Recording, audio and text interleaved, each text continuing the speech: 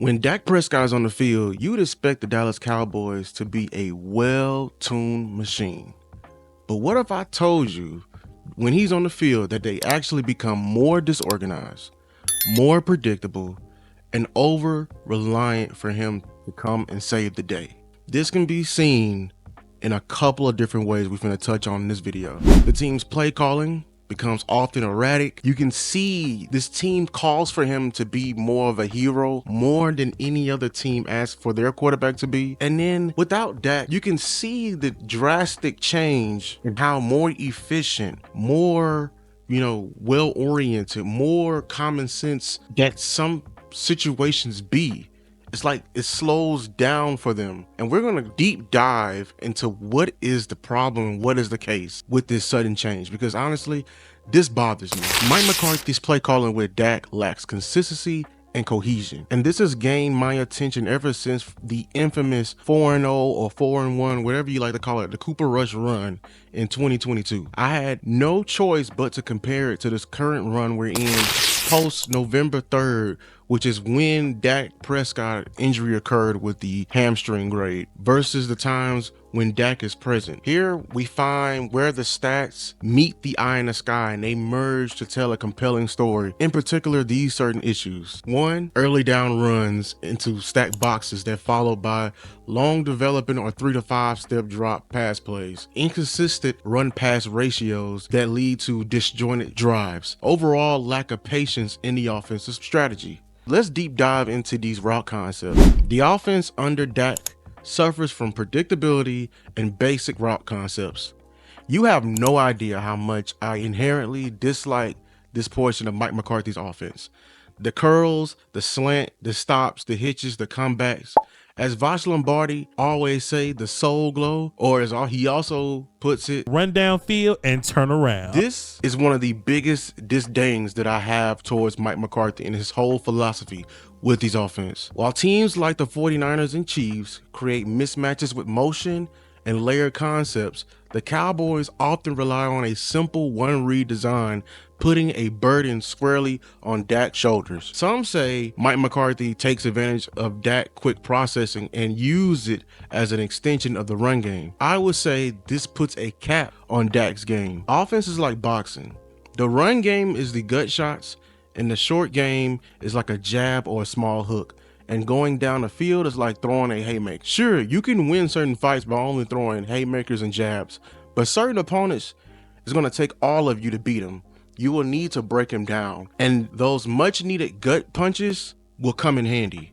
But also keep in mind and be selective with your strikes, because you leave yourself open when you constantly use haymakers and hooks and jabs and etc. Dak needs to have all the ways to attack at his disposal. Some of his most successful games is when there is an element of surprise. When you take that away, you handicap Dak. Mike McCarthy reliance on curls, slants, stops, and hitches creates stagnation. Now let's deep dive on the over-reliance of Dak. When things go wrong, the team defaults to expecting Dak to save them every time. But why can I blame them? Dak is one of the best quarterbacks in the league, along with being one of the most and highest paid. Dak is also one of the best quarterbacks versus man coverage, versus pressure on third down, passer rating, turnover ratio, and overall one of the best quarterbacks in the clutch. My most humble opinion, I have Dak top 4 to top 5 in the league at his best, even though that's not, that's a opinion that's not shared among most. Now, even though Dak has all this going for him, as mentioned before, other teams that have consensus better quarterbacks than Dak don't rely on their quarterback as much as the Cowboys rely on Dak. They have a structure in place for when the hero is not playing like a hero, for when there is high pressure third down situations where Dak is forced to make hero throws. Better play calling and game management can alleviate that pressure beforehand. Too many times Dak finds himself in 3rd and longs and 3rd and 5 and aboves, which goes against my whole offensive motto, which is value every down. And it ties to my next point being there's a lack of support on the running game or creative play calling to alleviate the pressure. In my opinion, this team is very bad when running the ball. I believe we only have about 4 plays: inside, outside zone, duo, and trap. Maybe a trap. It's different variants. We don't have much variety. And again, the lack of surprise handicaps the offense, and now your tendencies become more predictable. The run game is vital, and too many times with Dak at the helm, we completely abandon it.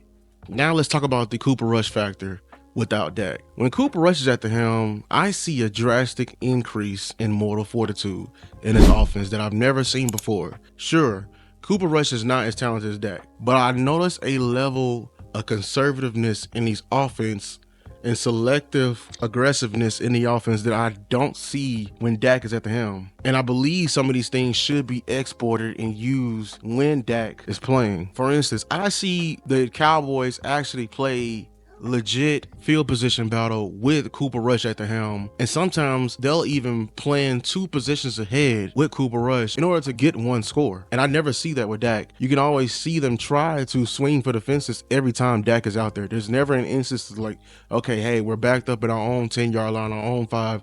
Let's just focus on getting to the 30. If we get that, now let's get cooking with oil and grease. No, I see it all out of whack. I see it's just out of order, in my humble opinion. When Rush is out there, even though he's, like I mentioned, he's less talented, I see an emphasis on the run game. Maybe to keep the ball out of Rush's hands for him making mistakes, or when the ball is in his hands, is at the easiest point. Now we have gotten the defense to commit one or more defenders to the run, and there's one less guy committed to the pass. In one of the games I want to mention that takes this into account is Cooper Rush's game versus either Tampa Bay or North Carolina versus Dak's game, Pittsburgh, or week 2 versus New York. Now, in that game, the approach to the run game is what I want to emphasize in that game. In these 4 instances, the approach to the run game. In the Pittsburgh game, everyone remembers the legendary touchdown or Dak coming back and to save us, but no one remember how the run game actually marched us down there. But I can tell it wasn't McCarthy's MO because he didn't get the attempts until late in the game, until the second half. Versus, I know it's a different quality. What the Tampa Bay game we just seen, there's an emphasis to the run game that we haven't seen when Dak is at the helm, like to run the ball to set up the pass. Let's take a quick breakdown to better understand, for me to put pictures to words. Let's take a quick look at these 2 different drives. I took 2 different games on the same level, of competition.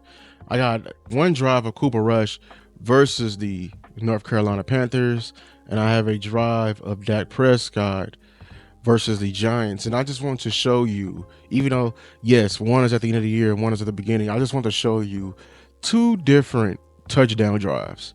So we have an apples to apples comparison. Now I just want to show you how much more difficult and pay attention to the play calling on one drive versus the other. Now, of course, we got the baseline, which is Cooper Rush's. We're going to go through Cooper Rush's touchdown drive here. Motion over. All right. Cross field. That shows them that they're in zone.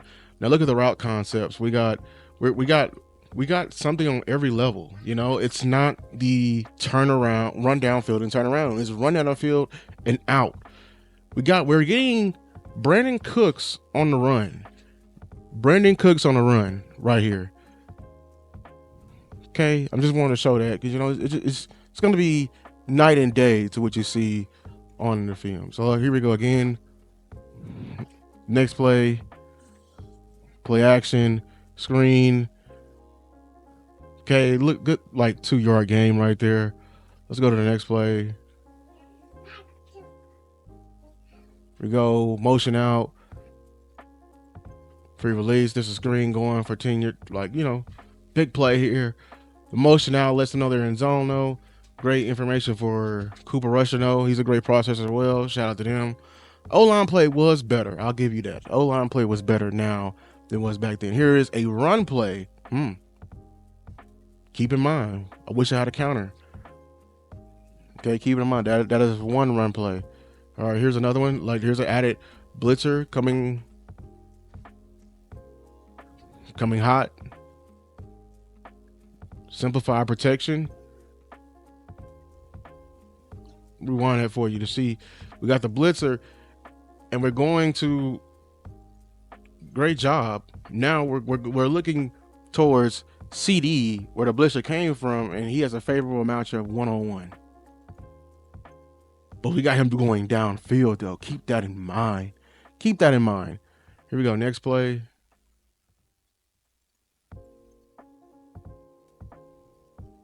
You know, I mean, we're following the rules of football. After a big play happens, what do? Run the ball. Didn't get much there. That was with CD. I mean, not CD. Zeke. Here we go again. Another run play. 2 runs back to back, and guess what?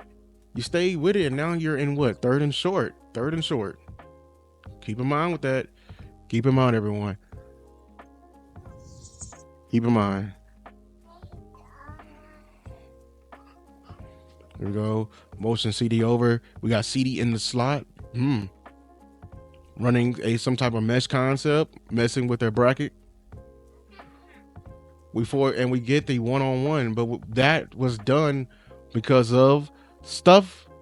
Look at that. We have a scissors concept between the number 2 and the number 3 receiver, which is CD. And they force them to actually breaks up that bracket that they would have had right there. That's the touchdown drive of Cooper Rush. Now let's go to 4. Week 2 of the NFL. Week 2, if you remember, this is at the Giants. Here we go. What is that? Run down the field and turn around. Run down the field and turn around. Here we go.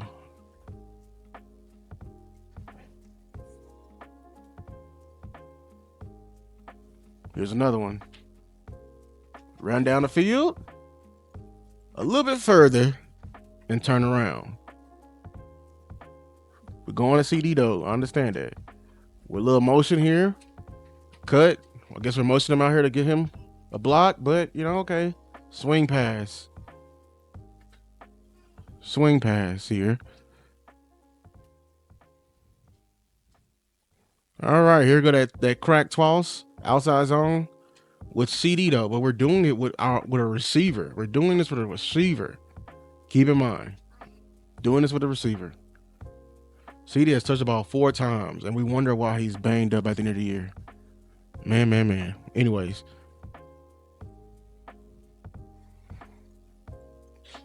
Run down the field and turn around.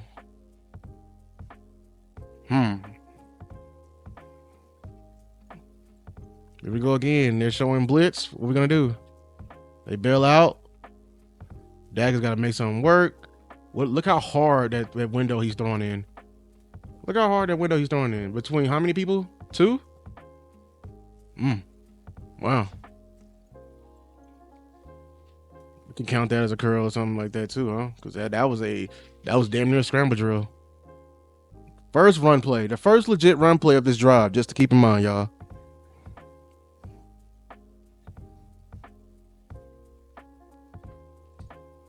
So rewind it. Here's a slant to CD. CD has touched this ball about 8 times on this drive. This is one drive, y'all. I hope y'all understand. This is one drive. Slant. Look how tough that ball we're throwing it to. 3 is all over him. But look how tough the catch has to be. The throw has to be. Here we go. Here's another one. What are we running? Run down the field and turn around quickly. Here we go. Run down the field and turn around.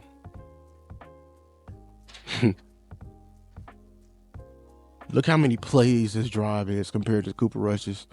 Just look at how, like, there's a slant. We finally break one, but I mean, this is on the player. Good job by Brandon Cooks. You know, and I can only imagine that the defense being impatient and he's going for the ball here because we just been doing 5-yard curls and he's trying to make a play on the ball but misses, and we finally get inside the 10. Okay, what we gonna do here? Run the ball. That's the second run of this drive. Second legit run. I'm not counting that CD run. I'm not counting that. That's not what a running back. That's a gadget play. Here we go. run down the field and turn around, even though they're in zone, and that was almost a interception. Here we go. Screen.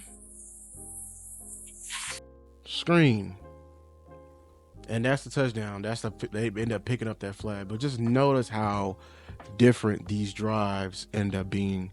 Extremely different drives. Pay attention to how one drive was like 70 plays, the other was like 10.